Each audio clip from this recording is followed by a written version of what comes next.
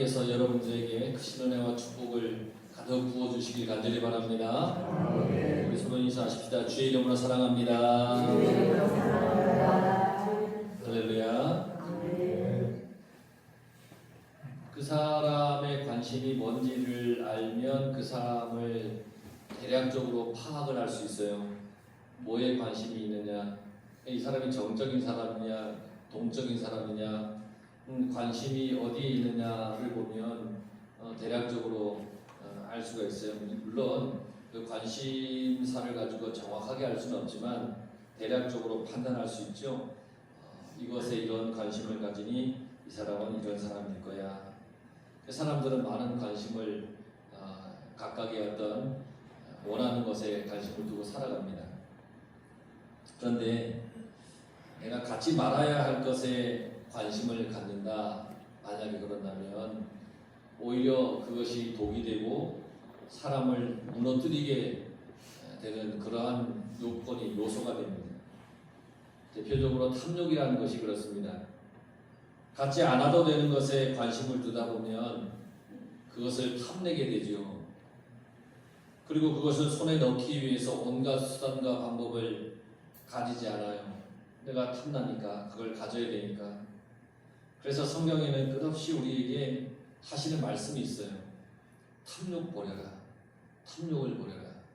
내 이웃의 것을 탐하지 마라. 늘 성경은 우리에게 그렇게 말씀하세요. 왜냐하면 이 탐욕이라는 것은 내 속에 욕심이 생기게 하는 거예요. 저게 탐나면 내 속에 욕심이 생겨요. 욕심이 결국 죄를 낳고 죄가 이제 사망에 이르게 하는 것 아니겠어요? 그러니까 내가 관심을 두지 말아야 할 곳에 관심을 두면 결국 그 결과는 사망에 이르게 된다는 것이에요. 그러니까 여러분, 내 관심이 세상을 향하지 말고요, 내 관심이 하나님을 향할 수 있기를 간절히 바랍니다. 세상적인 것을 바라보는 순간 나는 온갖 탐욕의 굴레에 빠져버리게 됩니다. 세상적인 것에. 왜냐하면 이 세상은 나를 유혹하는 것이 얼마나 많은지 모릅니다. 하나님에게서 멀어지게끔 나를 유혹하는 것이 세상에는 너무너무 많다는 겁니다. 그러다 보면 탐욕이 마음에 자라게 되고 그걸로 인해 결국은 믿음이 사라지게 되고 은혜도 사라지고 성령의 역사도 사라져서 결국은 죽은 것 같은 인생이 되고 만다는 것이에요. 갖지 말아야 할 관심에 마음을 두는 것이 얼마나 위험한지를 우리는 알고 살아가야 됩니다. 근데 오늘 성경에 보면 예수님의 이 제자들도 세상 사람들과 똑같은 관심 때문에 서로 싸웠습니다. 세상 사람들이 갖는 그 관심, 똑같이 그것에 관심을 갖다가 서로 싸웠다는 거예요. 예수님께서 지난주에 제자들과 뭘 했어요? 유월절 만찬을 나누었잖아요. 이것은 내 살이다 하면서 떡을 떼어주시고, 이건 내 피다 그러면서 잔을 이렇게 서로 나누었잖아요. 매우 중요한 말씀이잖아요. 십자가에 달려 돌아가시기 전에 내가 너희를 위해 내 몸도 내 피도 다 내어 주어서 너희들을 용서할 거야. 그런 어떤 귀한 성만찬에 그 마지막 만찬을 예수님이 제자들과 함께 나누셨는데, 그 성만찬 마지막 부분에 예수님께서 그런 말씀하시잖아요. 이곳에 나를 팔 사람도 있어. 그렇게 말씀하시잖아요. 그러니까 제자들은 예수님께서 하신 그 마지막 말씀에만 관심을 둔 거예요. 이 성만찬이라고 하는 귀중한 이 의미와 이 시간에 관심을 둔 게 아니라 누가 예수님 판대? 누구야? 그러면서 거기에 관심을 쏟았다는 거예요. 서로 의심의 눈으로 쳐다보는 거죠. 야, 이 12 중에 한 놈이 예수님 판대는데? 이러면서 의심의 눈초리로 서로 쳐다보는 거예요.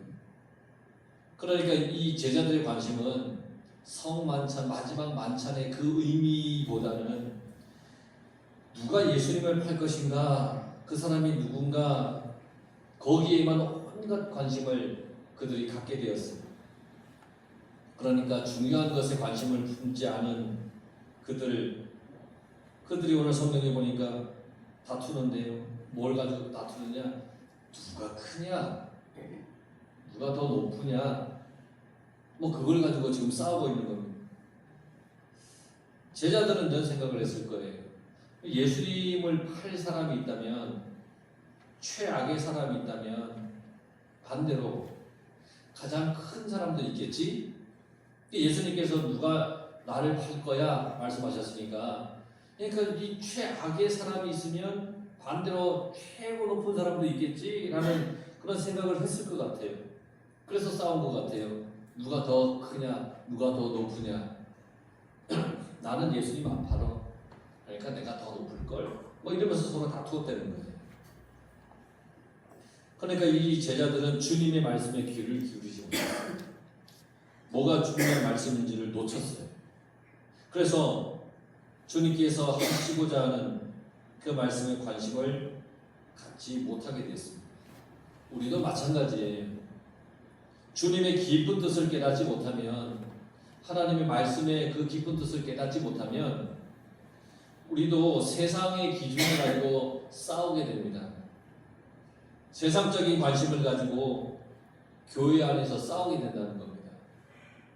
주님의 깊으신 뜻을 깨닫지 못하면 교회 안에서 그렇게 싸운다는 겁니다. 그런 교회들이 있습니다. 교회 안에서 서로 높다고 싸우면서 서로 막 시기하고 서로 다투는 그런 경우가 있어요. 직분을 주지 않는다고 싸우는 사람도 있어요. 어떤 교회는 연말 강연 때 담임 목사님께서 자기를 장로로 세우지 않았다고 담임 목사님에게 찬물을 들이부었다는 거 아니에요. 지어낸 얘기가 아니라 실제로 제가 교육전사로 있었던 교회에 있었던 얘기를 전해 들었습니다. 목사님도 입원했어요. 찬물을 뒤집어 썼습니다. 이 사람이 장로로서 합당하지 않으니까 안 세운 건 아니겠어요.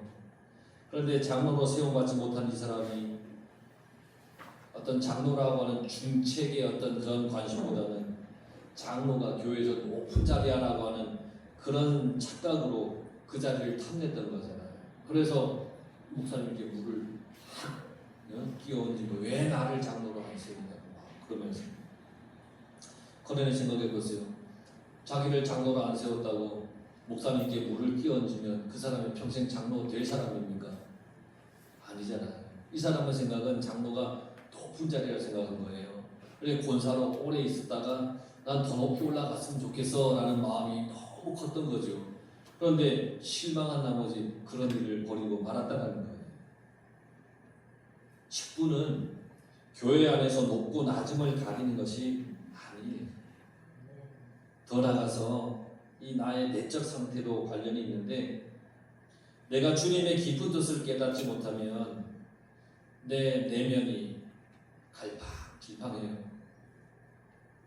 나의 주인이 하나님이시라는 것을 온전히 깨닫고 믿으면 되는데, 우리는 하나님보다 나의 주인은 나라고 생각할 때가 참 많아요.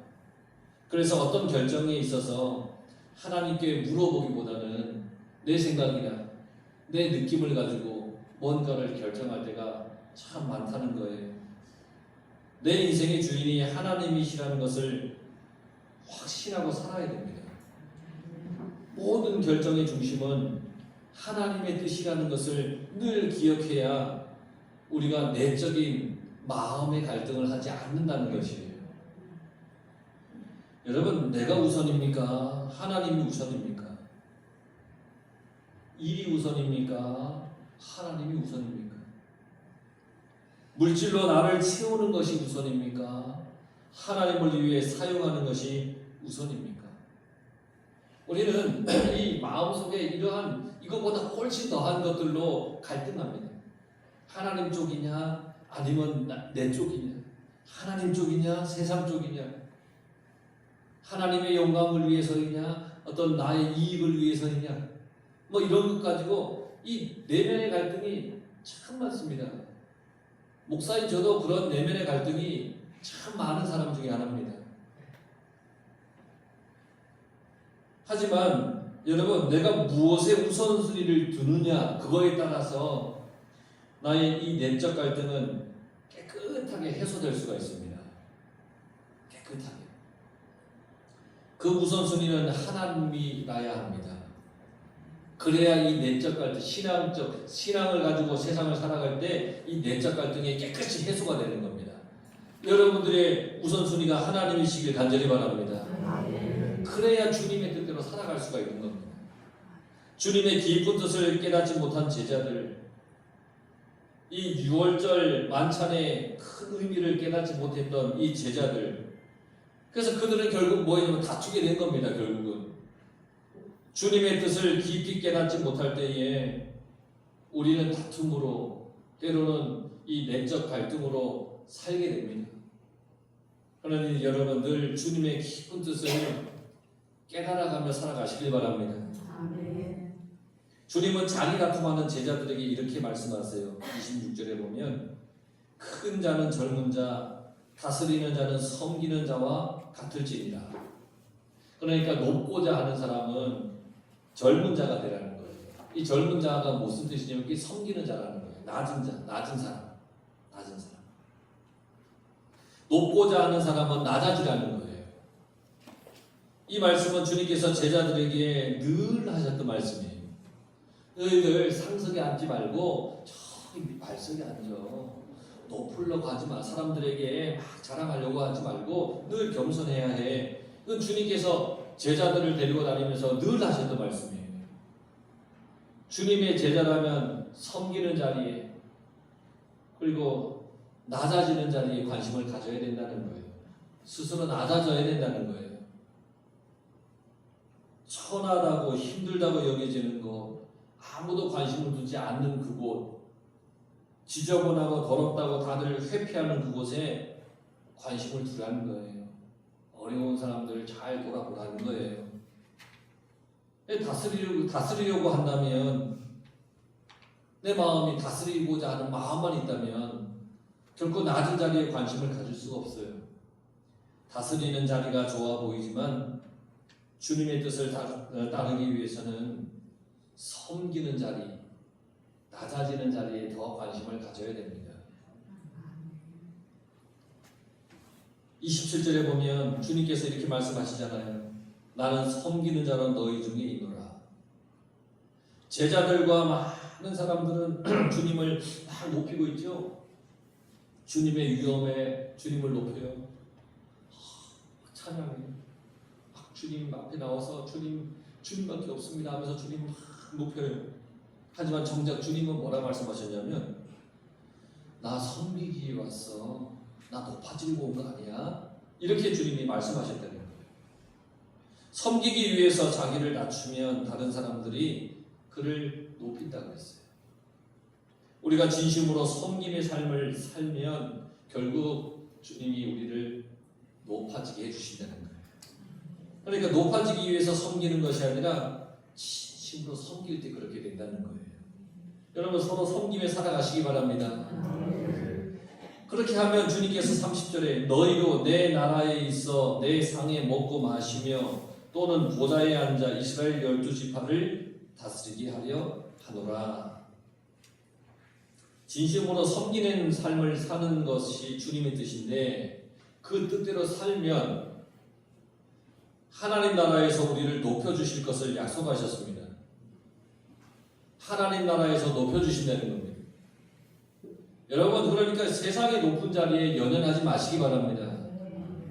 한번 앉았다가 다시 내려와야 할 이 세상의 이 높음에 연연하지 마십시오. 욕심 부리지 마십시오.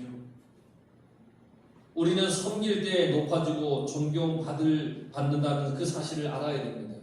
섬길 때 높아지고 섬길 때 존경받는 거예요. 어느 교회 장로님이 한평생 교회의 한 곳을 봉사했는데 그곳은 다른 사람들이 다 싫어하는 곳이에요. 그곳을 봉사하기 꺼려해요. 그런데 이 장로님은 한평생 그곳에 봉사했어요. 그게 어디냐면 화장실 청소예요. 화장실 청소만 하셨어요. 이 화장실 청소는 이 장로님의 몫이에요. 화장실이 얼마나 지저분해요. 그런데 가장 낮은 곳에서 섬겼던 그 장로님을 온 교회가 존경했어요. 온 교회. 그래서 저도 학생들 가르칠 때에 부목사 때에 이 장로님 이야기를 하면서 너희들도 낮은 곳에 섬겨라. 그리고 오늘 혹 이 말씀에 은혜가 되면 예배 마치고 오늘부터 화장실 청소할 사람은 했으면 좋겠어 라고 했더니 어떤 학생 하나가 어째 손 들더니 제가 하겠습니다. 얼마나 기특해요. 예배를 다 마치고 그래 화장실 청소 이제 해라 하고 화장실에 갔는데요. 이게 뭡니까? 화장실에 가서 화장실 볼일 가서 물을 내리고 와야 되는데 누군가가 물을 내리지 않고 간 거예요. 화장실 청소하겠습니다 하고 딱 나섰는데 그냥 눈에 화장실에 있어야 할 근사한 것이 떡하니 있었던 거죠. 그러니까 이 학생은 한다고 했으니까 뒤로 빼지는 못하고 코를 막고 고개를 돌리면서 어쨌든 그 청소를 깨끗하게 했어요. 깨끗하게 했어요. 그 학생은 지금 목회자가 되어서 목회를 하고 있습니다. 섬길 때에 귀하게 쓰임 받습니다. 섬길 때 높아지는 그 주님의 말씀 여러분들 기억하며 살아가시길 바랍니다. 그리고 나서 주님께서는요 이 시몬 베드로를 향하여 특별히 말씀하셨어요. 사탄은 주님의 제자들 하나님의 자녀들을 밀 까부듯이 밀을 이렇게 까서 후 불면 이제 이 모든 것이 날아가잖아요. 그렇게 하듯이 덤벼들어서 흔들어 놓으려고 한다는 거예요. 그러나 주님께서는 그러한 상황일지라도 항상 제자들을 위해서 주님의 자녀들을 위해서 기도한다. 그렇게 말씀하셨어요. 우리가 사탄이 여러분들을 공격하고 여러분들을 향하여 사탄이 사납게 와도 주님은 우리를 위해 기도하신다고 그랬습니다. 나의 믿음이 떨어지지 않기를 기도하시기 바랍니다. 내가 믿음으로 굳게 살아갈 수 있는 이유는 주님께서 나의 믿음이 떨어지지 않도록 우리를 위해서 기도하시기 때문입니다. 내가 잘해서가 아니라 주님이 우리를 위해서 함께 해주시기 때문입니다. 혼자라고 생각하는 사람이 있습니까? 아무도 내 마음 알아주지 않는다고 혹시 생각하는 사람이 있습니까? 영적인 싸움을 혼자 한다고 생각하는 사람이 있습니까? 아니에요. 주님은 우리를 홀로 내버려 두지 않으시는 분이십니다. 늘 우리 곁에서 우리와 함께 우리를 위해 말할 수 없는 탄식으로 늘 기도해 주시는 분이 주님이십니다. 요한복음 14장 18절에 내가 너희를 고아와 같이 버려두지 아니하고 너희에게로 오리라 그렇게 말씀하셨습니다. 너희를 그냥 내버려두지 않을 거야. 그래서 오늘 32절에 주님이 분명히 말씀하셨죠. 내가 너희를 위하여 여러분들을 위하여 주님은 늘 우리를 위해 우리에게 관심이 있는 분이시라는 겁니다. 주님은 우리에게 관심이 있으세요. 주님은 여러분들 한 사람 한 사람에게 관심이 있으십니다. 그리고 나서 베드로에게 너는 돌이킨 후에 라고 말씀하셨어요. 지금 베드로는 다른 제자들과 함께 뭘 가지고 서로 다투고 있어요? 누가 높으냐 가지고 다투고 있잖아요. 지금. 주님의 깊은 뜻은 모른 채 자리 싸움만 열을 올리고 있어요. 그러니까 그런 베드로를 향하여 주님께서 돌이킨 후에 너가 돌이킨 후에 그때 내 형제를 굳게 하리라 이렇게 말씀하셨어요. 그러니까 아직 이 베드로의 관심이 온전히 하나님을 향하지 못했다는 거예요. 그래서 너의 그 마음이 돌이킨 후에 그 관심이 온통 하나님을 향할 수 있어 라고 말씀하신 거예요. 돌이키는 시점이 언제냐? 그게 오순절 마가의 다락방에서 성령을 받을 때인 거예요. 성령. 우리가 지금 성령 강림절을 지금 지내고 있어요. 부활절 이후 50일이 지나 오순절 마가의 다락방에서 베드로가 성령을 받은 후에 사도로서 또 올라온 일들을 행하며 다니지 않습니까? 주님은 나에게 관심이 있습니다. 나의 믿음이 굳건하도록 지금도 기도하시는 분이 주님이십니다.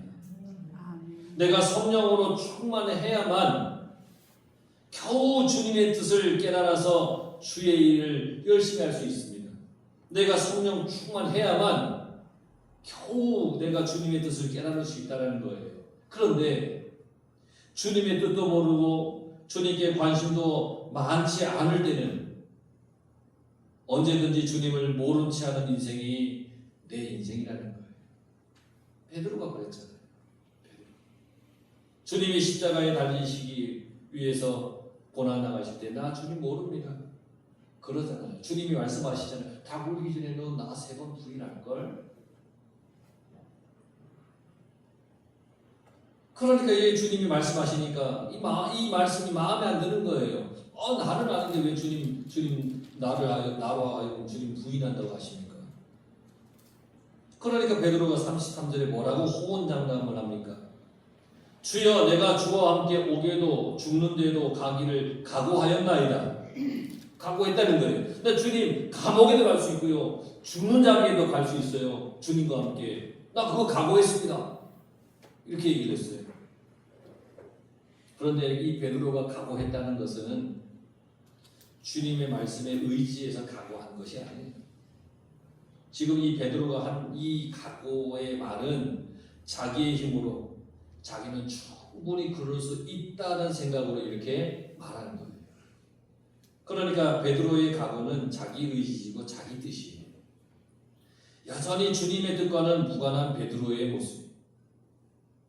어쩌면 우리의 모습과 너무 닮았다라는 생각하지 않습니까?